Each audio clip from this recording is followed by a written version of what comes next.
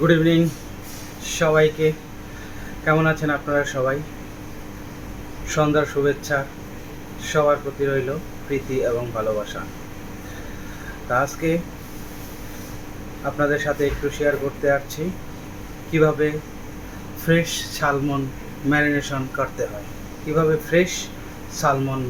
করতে হয়। তো আমরা প্রথমে মাস্টার্ড নিয়ে নিলাম,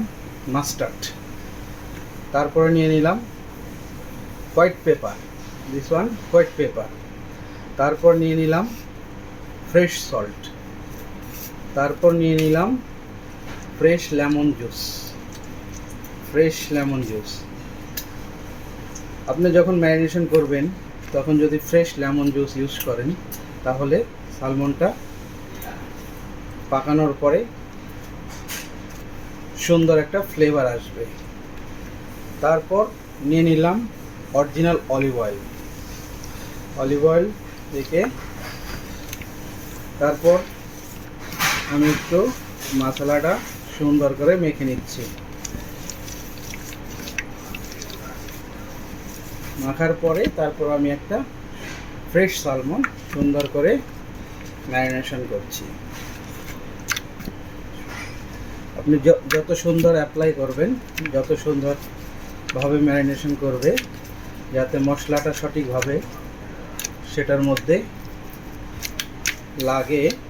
তারপরে যদি আপনি আধা ঘন্টা বা 1 ঘন্টা রেখে দেন এবং আধা ঘন্টা 1 ঘন্টা পরে যদি আপনি কুক করেন তাহলে সালমনটা খেতে অনেক সুস্বাদু হবে। তাই যখন ম্যারিনেশন করবেন তখনই সাথে সাথে কুক করবেন না, একটু কাভার করকে চিলারের মধ্যে আধা ঘন্টা 1 ঘন্টা রেখে দেবেন। তারপরে সালমনটা আপনারা কুক করবেন। আর এই সালমনটা অ্যাকচুয়ালি কন্টিনেন্টাল ফুডের আন্ডারে পড়ে। তাই কন্টিনেন্টাল ফুড যারা পছন্দ করেন তারা অবশ্যই জানেন সালমন আসলে কি। সালমন অনেক পুষ্টিকর একটি ফিশ, যা ইউরোপিয়ান গেস্ট অনেক বেশি পছন্দ করে। এই হলো আমার সালমন ম্যারিনেশন।